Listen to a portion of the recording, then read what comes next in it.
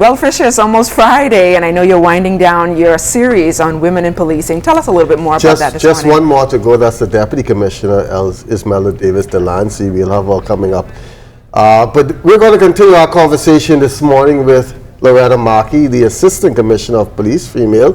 She's going to tell us more what goes on in terms of police officers on the family islands, their welfare, their family, things that they look forward to.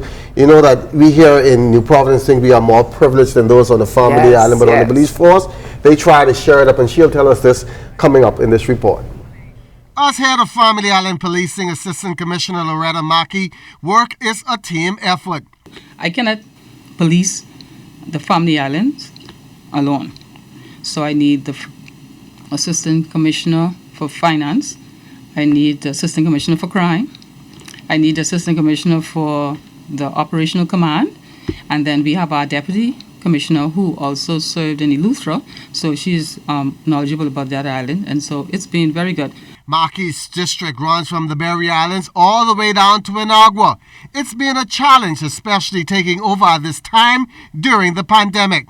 Push you to find innovative ways to interact with my commanders on a daily basis. So we use the Focus platform every week to make sure that we know what everybody is doing. Everybody's on the same page, making sure that the emergency order is being adhered to in the islands for the safety of everyone. We make sure that whatever they need, whether it's the PPEs for their protection, the masks, the gloves, whatever it is, we send it down on the mailboat. So it's a learning opportunity for me. So now I get to go out to Potterski Dock, see the different mailboat, see how what is going on, see what the challenges are, making sure that the officers on the island and various departments positioned in the capital assist as well.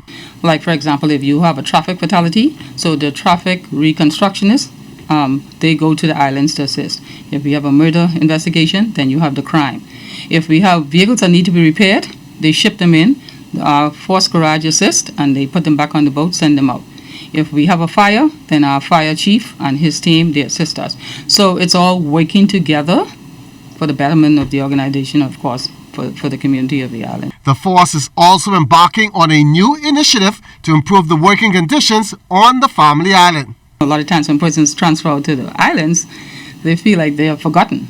And so that's what we are trying to change, the whole mindset. And so we're letting them know that we're here, whatever it is they need.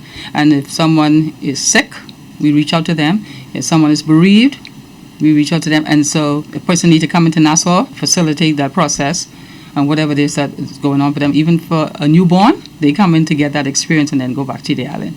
It's very important because the human element of any organization is most critical. I realize that a lot of times we talk about we care, but people don't know until you demonstrate. So is there a demand for officers wanting to relocate to the islands? For the past 4 months, we've been having persons knocking on our door. They wanted to go to the islands. We would sit down, interview them, speak with them, and see what is going on. Why is it that they want to go?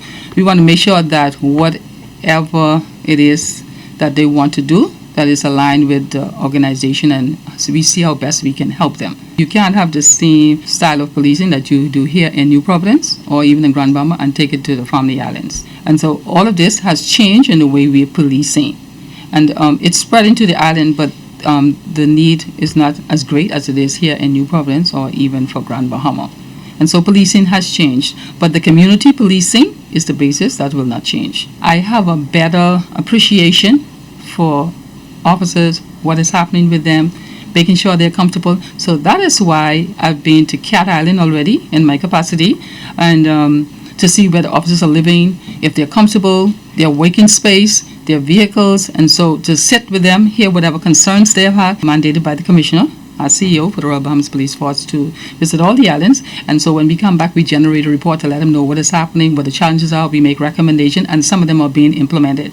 And same benefits that the officers in New Providence is being afforded, so too is the family islanders. We sit as a group, and if there's any question or anything that we need to clear up, we make sure to do it so that everybody is doing the same thing. Everybody look to the police in the family island. No matter, even if you have the nurses there, the immigration, custom, everybody looks to the police to take the leading role.